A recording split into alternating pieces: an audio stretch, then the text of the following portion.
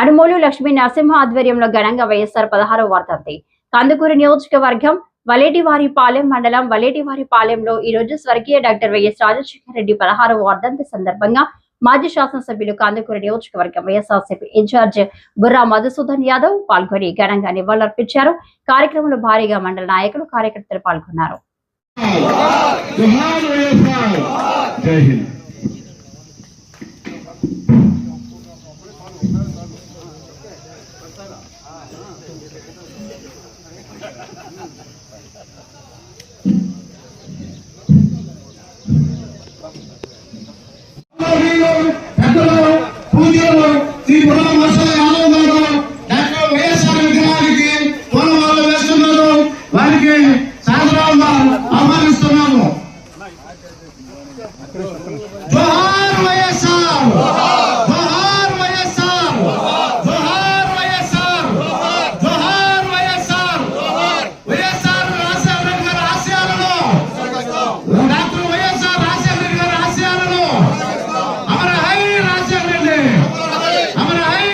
మనకి వరుస్తాయి. నేను కూడా సాధారణ కార్యకర్తలాగా ఈ పార్టీలో ఉండి ఈ ఊళ్ళో సేవా కార్యక్రమం చేసి ఊరుగా ఊరు పోయి ఎమ్మెల్యే అయ్యి మళ్ళీ మన ఊరు పనిచేస్తున్నాం.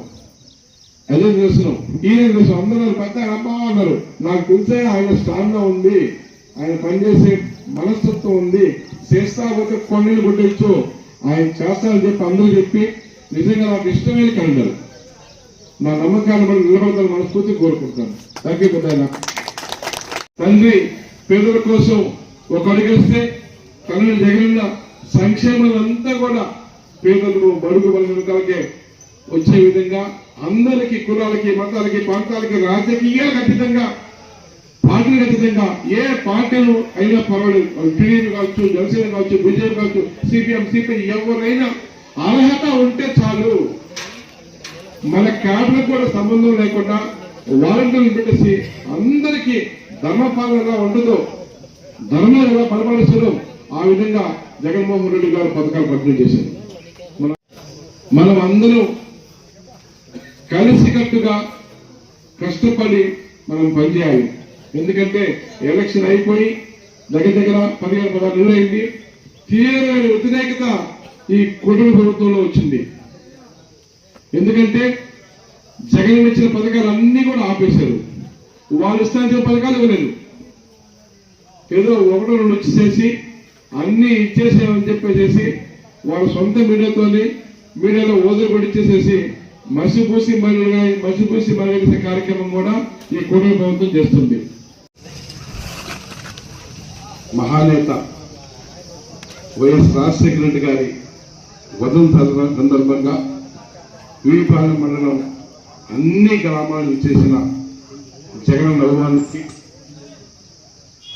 రాష్ట్ర అభిమానులకి, వైఎస్ఆర్ కాంగ్రెస్ పార్టీ నాయకులకి, వివిధ విభాగాల నాయకులందరికీ, అక్కచెల్లెలందరికీ ముందుగా హృదయపూర్వక నమస్కారాలు జరుపుకుంటున్నాను.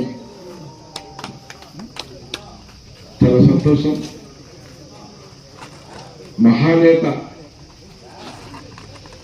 చనిపోయి 10 సంవత్సరాలు అయిన సందర్భంగా ఇంతమంది రావడం నిజంగా వీపాలెం మండలంలో బహుశా ఫస్ట్ టైం కావచ్చు.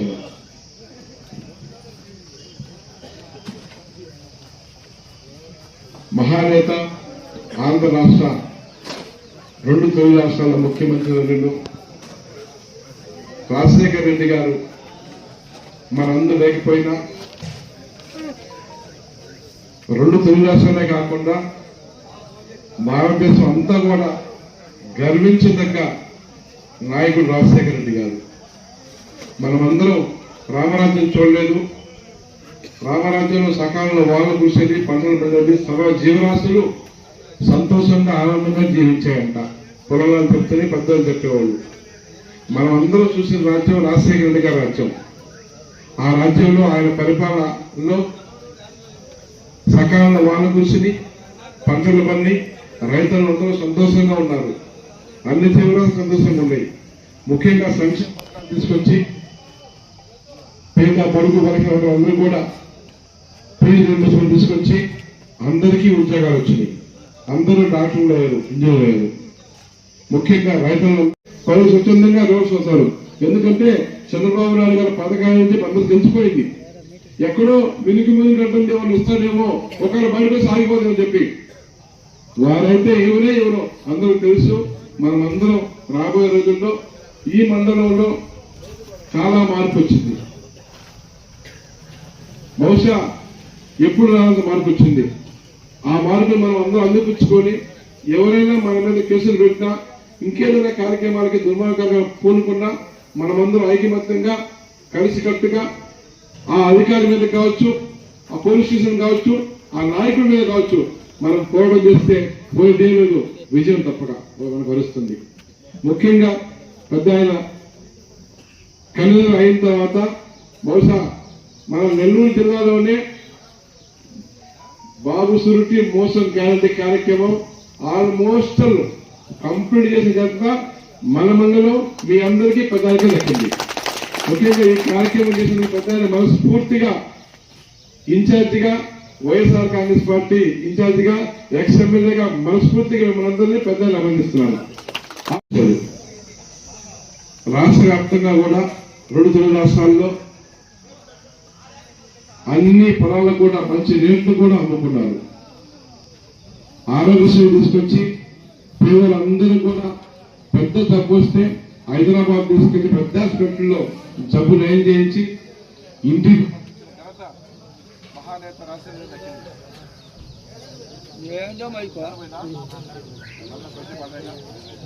జలయజ్ఞం పేరుతో